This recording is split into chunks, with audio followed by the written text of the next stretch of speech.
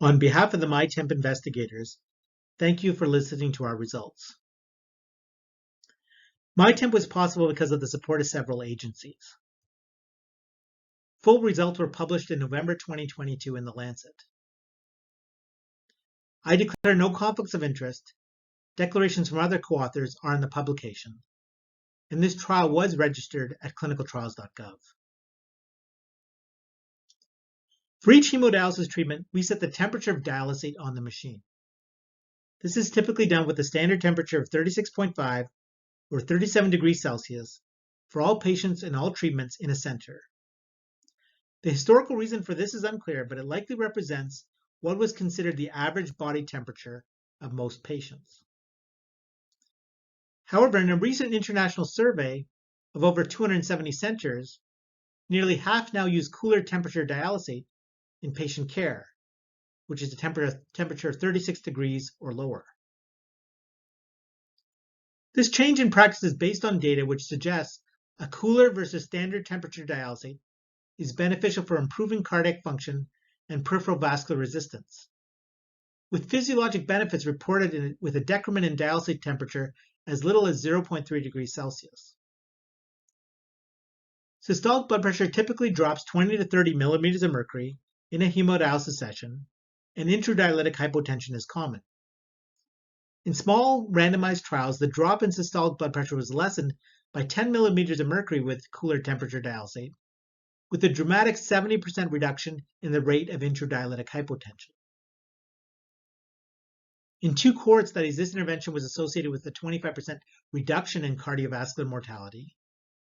And in one RCT, there was less cardiac and brain injury seen on MRI. However, in 2 recent systematic reviews, the overall quality of evidence for dialysate cooling was deemed to be low, with a high risk of bias. Our practice in Ontario before MyTEMP was that the standard temperature dialysis fluids was 36.5 degrees Celsius. However, for the potential benefits, directors of at least 8 centers adopted a default center-wide policy of lower temperature dialysate for their patients. This was a fixed dialysis temperature of 35.5 degrees Celsius for all patients in all treatments. As done in routine care, this change in default policy was not discussed with patients or approved by them. However, patients could discuss their dialysate temperature with their nephrologist, who could then make individualized changes. And this is common. Medical directors establish center-wide policies to deliver maintenance dialysis. Cooler dialysate can be adopted as a center-wide policy, as it was being done in Ontario, or only used in select patients, such as those prone to intradialytic hypotension.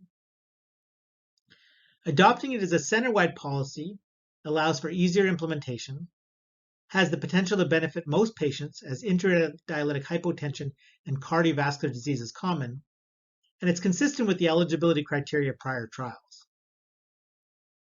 Cooler dialysate can be delivered as a fixed temperature for a given hemodialysis treatment, or a dynamically changing temperature throughout a treatment, but the latter requires continuous blood temperature monitoring, which is not available on many machines. A drawback of cooler dialysate with a fixed temperature for all patients is some shiver and feel uncomfortably cold, especially when the pre-dialysis body temperature is much higher than the set dialysate temperature. This seems to occur less often with a personalized approach to cooling, where the dialysate temperature is set each treatment 0.5 degrees Celsius below a patient's measured pre-dialysis body temperature, where the lowest setting is 35.5 and the highest setting is 36.5. So on this basis, we did the MyTEMP trial to determine if adopting a default center-wide policy of personalized cooler dialysate is superior to standard temperature dialysate in reducing the rate of cardiovascular-related deaths or cardiovascular hospital admissions and reducing the drop in systolic blood pressure that occurs during hemodialysis. And we also wanted to know if it was well accepted by patients. Our intent with this trial was to influence the decision of what default center-wide policy a dialysis director should use, where nephrologists and patients continue to have the option to individualize care. This was a cluster RCT of 84 hemodialysis centers in the province of Ontario where half were randomly allocated to each of the two groups. In terms of the design, it was innovative and pragmatic, implemented as a part of a learning healthcare system. We used covariate constrained randomization. It was registry-based, meaning most baseline and outcome information came from existing large healthcare databases. It was embedded in routine care, meaning that it was designed to not have any research coordinators at the 84 hemodialysis centers. Rather, we trained 2,000 nurses in routine care to deliver personalized cooler dialysate. The cluster design reduced the risk of contamination bias between the two groups. We were approved by the Research Ethics Board to use an opt-out consent, and that resulted in patients with significant comorbidities in the trial. Both the protocol and statistical analysis plan were published. The research was authored with patient partners, and we generated high-quality information at a fraction of the cost of a usual trial. During the 4-year trial period, there were over 15,000 patients in the trial, studying over 4.3 million hemodialysis treatments. In FOLP, 6% of patients received a kidney transplant and 8% transitioned to home dialysis. The primary analysis used an intention-to-treat approach. The two groups are well balanced on baseline characteristics, and here are some of them. The mean age was 66. Almost 20% were over the age of 80. 5% were in a nursing home. Over half the patients had coronary artery disease or diabetes. 17% major cancer, and approximately 10% a recorded diagnosis of depression. Here are the dialysate temperature used in the two groups during the trial. On the x-axis, we have the trial period in the 4 years. The mean temperature in the standard group was 36.4 degrees Celsius, and the mean temperature in the cooler group was 35.8 degrees Celsius, which meant the between group difference was 0.6 degrees Celsius, which met our target separation for the trial, which was 0.5 degrees Celsius. The mean pre-dialysis body temperature was measured at 36.2. In the standard group, the dialysate fluid temperature was set at 0.414 degrees above body temperature, and in the cooler group, it was set 0.4 degrees below body temperature. Although the physiology by which patients gain heat energy during hemodialysis is complex, most would experience warming with a dialysate temperature of 36.5 degrees Celsius. Interestingly, the onset of the COVID pandemic in the last year of the trial did not appreciably affect it.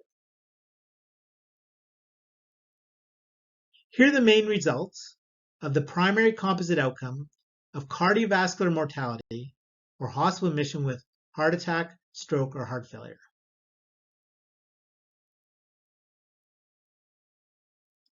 On the x-axis, we have the 4-year follow-up period. And presented here will be the number of people at risk during this follow-up period. Here's the cumulative incidence estimates of the primary outcome in standard temperature dialysate, showing by 4 years, 30% of patients experienced this outcome, highlighting what a high-risk group this is for cardiovascular events and mortality. And here's the incidence in the personalized cooler dialysate group, which did not differ from standard temperature dialysate with an adjusted hazard ratio of 1.0. As shown in the paper, the results were consistent in all additional subgroup as treated and sensitivity analyses, including the assessment of each component outcome and the outcome of all-cause mortality beyond cardiovascular mortality.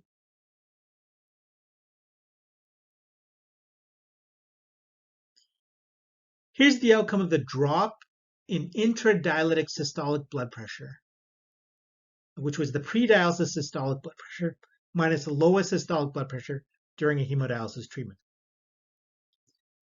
Again, on the x-axis, we have the 4-year trial period. In the standard temperature group, the mean drop in systolic blood pressure is 27.1, which was no different from the personalized cooler dialysate group. As shown in the paper, these results were also consistent in an as-treated analysis, and there was no meaningful between-group difference in rates of intradialytic hypotension, which occurred in 10 to 44% of hemodialysis treatments, depending on the definition used. Finally, we examined self-reported symptoms in a cross-sectional survey in 10 centers. Patients were asked how much a feeling of being cold on dialysis bothered them in the past week, with 0 being not at all and 10 being the worst possible feeling. Here's the distribution of responses in the standard temperature group, and here it is in the personalized cooling group. Patients were more likely to report feeling uncomfortably cold on dialysis with cooler temperature dialysate, with 26% reporting it as the worst possible feeling. So what are the implications of this trial? For medical directors, a lack of cardiovascular benefit, compounded by the likelihood of patient discomfort, provides no justification to adopt cooler dialysate as a center-wide policy versus using a temperature of 36.5. For nephrologists such as myself, who currently use cooler dialysate in individualized patient care, these results provide an opportunity to reflect on practice. And if I do prescribe cooler dialysate for certain patients, such as those who have refractory intradialytic hypotension, I plan to do so more carefully and monitor how well it's tolerated. And I'd be more confident about its use in such patients if future well-conducted multi-centered trials with restricted eligibility show the benefits outweigh the risks. And for researchers, the experience we developed with innovative design elements in MyTEMP may help streamline future large trials, testing interventions to improve kidney care. And the practice in Ontario after MyTEMP? No more centers adopted cooler temperature dialysate as a center-wide policy. Centers returned to using standard temperature dialysate as their policy, and this likely resulted in patients having less discomfort from hemodialysis. So on behalf of the MyTEMP investigators, thank you for listening.